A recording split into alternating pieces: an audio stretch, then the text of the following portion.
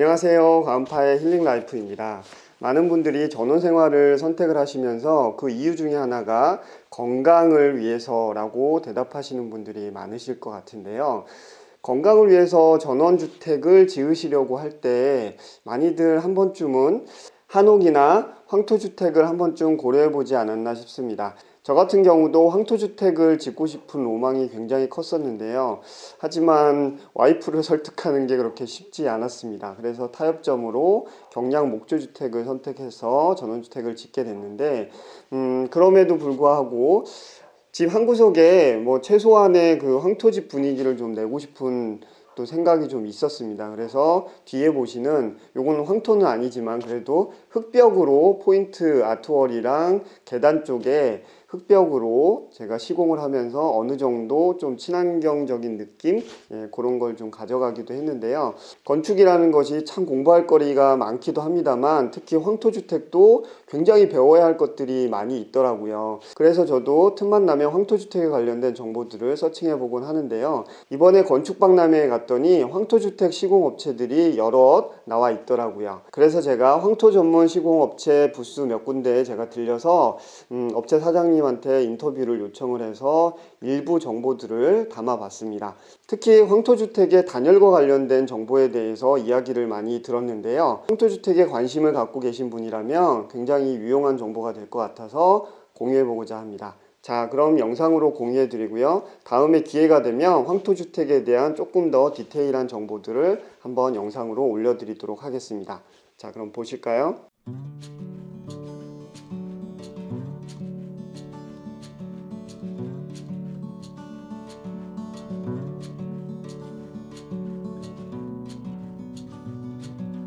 집도 지어드리고 다 그렇게. 그럼 얘는 구조는 뭘로 해야 돼요? 딱 정해진 게 있어요? 구조는 이제 여러 가지가 있어요. 나무로 해도 되고, 철구조물로 해도 되고.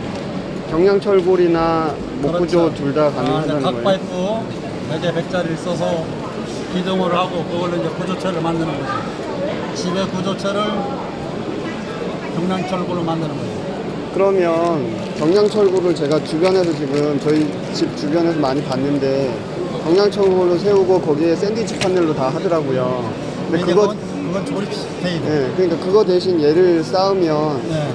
그럼 단열은 어떻게 해결을? 저울로 와보시면 이게 지금 외부에 접하는 부분, 외벽을 쌓은 거예요. 외벽을 여기다가 이제 각 파이프 100에 100짜리를 네. 이렇게 10cm, 10cm, 10cm 각 파이프를 세우고 구조체를 만드는 거, 집을 형태를 만들죠. 네. 집을 형태를 만들고 이거 벽돌을 여기에 이제 각 파이프가 들었으면 여기에 맞춰서 벽돌을 이렇게 쭉 쌓는 거예요. 그럼 가운데 공간이 이제 10cm가 뜨겠죠. 네. 그럼 여기다 단열재를 넣는 거예요. 아, 그러면 목조주택처럼 인슐레이션을 스터드 사이에 넣는 것처럼 네, 그렇지. 그 사이에다가 넣는다고? 네, 그 사이에다 넣는 거예요. 그럼 보통은 인슐레이션을 써요? 그럴 때도? 보통 이걸 써요. 얘는 뭐죠? 은박 단열재, 저런 거예요. 저방사 복사 단열재라고 해서 이제 허가 설계 조건이 지역에 따라서 100mm가 있는 데가 있고 120mm가 있는 데가 있어요. 보온 두께가. 네네. 그거를 대용할 수 있는 이게 이거예요. 그러면 그러니까 제가 제일 궁금한 게 이렇게 황토로 하는 이유가 사실은 몸에 좋게 네. 뭐 원적외선도 나오고 뭐 이렇게 친환경적인 건데 얘가 중간에 이렇게 탁 들어가서 막아버리면 근데 이제 실제로 숨 쉬는 그거는 집은 아닌 거잖아요. 그거는 처음에 우리가 계획할 때는 그런 숨 쉬는 집을 했어요. 건축법이 변경이 되면서 이걸 안 넣으면 안 돼요. 이걸 안 넣고 할 수 있으면 더 좋아요. 그러니까 안 건축법상 넣으면. 어쩔 수 없이 일단 기밀성은 유지를 해야 되는 건데 그 기밀성 유지하는 소재는 어쨌든 친환경 소재가 아닐 수밖에 없다. 그렇죠. 그게 팩트네요. 근데 그걸 안 넣으면은 준공검사를 못 해. 그러면 단열재를. 유튜브 영상 같은 데서 보는 것처럼 실제로 뭐 재작년까지 왕겨나 뭐 아니면 볏짚이나 이런 거 섞어 갖고서 단열재로 쓰는 거는 그거는 이제 그렇게 써서 단열이 된다는 어떤 시험 성적서가 있으면 돼요. 여기에 이제 단열재를 안 넣었을 때 이는 뭐냐면 안에 실내 공기가 엄청 맑고 좋아요. 왜 좋냐면 외부 공기가 들어와지기 때문에 돌아서 순환이 시켜지기 때문에 그런데 단열재를 안 넣는 게 사실은 건강엔 더 좋은 건데 더 좋고 겨울에- 단열이 돼요. 단열재를 안 넣어도 이쪽으로 싸면 공기층 때문에 네, 공기층 때문에 단열이 되는데 법이 그래서 썼어. 규정상 무조건 몇 미리 어느 날 갑자기 한 이틀만 3일 만에 만들어낸 거예요. 판넬로 되어 있어요. 크게. 집 자체가 이거 하나에 구조예요. 벽체 하나가 판으로 예, 구성이 벽체, 되어 있다는 벽체 하나가 이렇게 하나에 판으로 되어 있어요. 쉽게 말해서. 숫단열 그래서 이렇게 벽체. 크게 되어 있단 말이에요, 이게. 예? 예, 크게 되어 있는데 벽체 자체가 이렇게 크게 하나 나오면 설계 도면에서 나와요. 그럼 설계 이 도면에. 구조체 자체가 단열 성능 시험 성적서가 있어서 여기에다 흙을 미장을 하면 네. 이렇게 되기 때문에 여기 만져보시라고 하는 거예요. 여기 한번 만져보시고 여기 한번 만져보세요. 여기 한 가운데 만져보시면 톡톡하죠. 예. 뭔 얘기인지 아시죠? 그런 것들을 전부 다 이제 얘는 옛날 전통 방식인데도 이렇게 하고 하기 때문에 그런 것들을 없애기 위해서 얘가 구조체 하나로 만드는 거예요. 얘가 이제 레진에도 강하고 레진도 엄청 강해요. 왜냐면 이게 좀 더 철근 대나무가 철근 역할을 하니까. 이 자체가 철근 역할을 하기 때문에 대나무가 철근 역할을 그렇죠. 잡아준 역할을 하고 예. 턱 자체는 그럼 구조체는 목조로 하는 이렇게 하고 예. 거기에 추가로 그렇죠. 얘 이제 보강으로 하는 거지. 그럼 골조는 얘는 뭘 써도 상관없나요? 그렇죠. 다양하죠. 그러니까 정량 스틸에도 들어갈 수 있는 다 거예요? 가능하죠. 여기 보시면 쉽게 다 해놨잖아요. 최종 무덤집은 450부터 한 700까지 이래요. 소재 선택에서 이제 내가 마감을 어떻게 하고 내부 인테리어 하고 이런 것들 다 따라서 여긴 단열재로 수술 쓰나요? 네. 오. 이 수술로도 그게 그러니까 원래는 효과가 나요? 벽돌 자체를 갖다가 한 장이 아니라 이중 구조로 쌓고요. 예. 이 벽돌도 이 열전도 시험 성적서가 있어요. 그쵸. 근데 좀 모자르죠. 예. 근데 이제 숯이 들어가게 되면 일단은 이 숯이 습기를 갖다가 빨아들이면서 냉매가 생기는 걸 막아줘요. 그럼 열의 전도를 일단 차단하고 네. 습도를 조절해주고 하기 때문에 이렇게 해도 단열이 되는데 작년부터 단열법이 강화가 되면서 이런 걸 다 무시하고 무조건 단열재를 넣지 않으면 준공 허가를 내주질 않아요. 네, 앞에도 예. 그렇게 얘기를 하더라고요. 그래서 요즘엔 어떻게 하냐면은 사진을 첨부하시는 분들도 있지만 네. 대부분은 여기다가 열반사 단열재라고 얇은 걸 네. 20mm짜리가 일반 스티로폴의 한 120에서 130mm 역할을 해요. 네. 그거랑 이 벽돌에 따른 열반사 시험 성적서를 같이 첨부를 하게 되면은 이제 준공 검사는 받을 수가 있으니까 단열재가 안 들어갈 수는 없어요. 준공 검사를 받기 위해서는.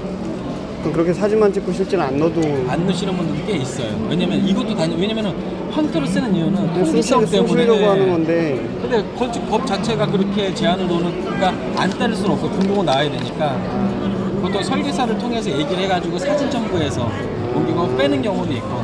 근데 저희가 봤을 때는 숯이 들어가면은 통기성은 좀 떨어지지만 환기를 시켜주잖아요. 문제가 되는 게 황토가 머물고 있는 습기가 바깥으로 나가지 몰라서 결로가 생기거나 곰팡이가 쓰는 게 문제가 되는 거거든요. 이 숯이 그걸 잡아줘요. 이 자체 내로. 그럼 수술 쓰면 일반 단열재 쓰는 거랑 비용적인 측면에서는 일반 단열재랑 비용성이 좀 거의 비슷해요. 왜냐면은 단열재 150mm짜리 쓰는 게 30평 기준으로 했을 때 한 120에서 150, 많게는 200만 원까지 들어가거든요.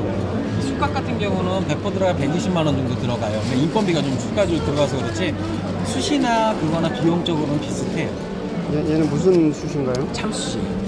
참숯으로 다 인슐레이션 이런 폼 이런 거 대신 얘로 싹 채워낸다. 대신에 이게 좋은 게 인슐레이션 이거는 습기나 이런 거 잡아주는 게 아니라 그냥 열의 차단만 해주는 거지만 이거는 습기를 빨아주고 내부에서 공기 정화를 시켜주고 습도를 조절해주기 때문에 그러면 확실하게 그냥 이제 시공업체 입장에서 네. 시험 성적서는 없더라도 여기에 인슐레이션이 같은 두께로 들어가는 거랑 이렇게 참수 시공하는 거랑 봤을 때 단열 효과 면에서는 단열 효과 면에서는 저희가 봤을 때는 인슐레이션이 좀 좋다고 봐요. 왜냐면은 단열재니까 이거는 단열재가 아니라 단열을 보조해주는 역할인데 이 황토를 사용하면서 숨을 쉬어야 되는 이런 것 때문에 저희는 인슐레이션이라든가 포기할 수밖에 단열재를 쓸 수가 없는 거예요.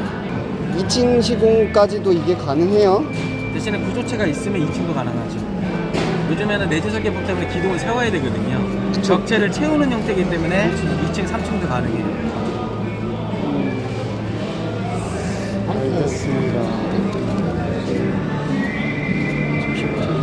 근데 왕교스보다는 이 왕교스의 단점이 있어요. 오래되면은 네. 좀 가라앉아서 떡이 쪄가지고 공간이 좀 비는 경우가 생기는 경우가 있어요. 왕교스. 건축 허가가 나기가 힘들어서 단열법 때문에. 한옥은 한옥 특별법이 있어요. 아, 별도. 대한민국에. 지금 그럼 한옥은 우리나라 건축은 다 불법인데 그렇게 되면 말이 안 되잖아. 우리나라 사람이 우리나라 짓는데 불법이. 아, 그거는 서양식 기법이거든요. 그럼 황토주택은 한옥으로 안 들어가서 저렇게. 황토주택은 틀려요. 그러니까 황토주택도 지금 어디서 여쭤보셨을지 모르지만 황토주택은 허가는 다 내요.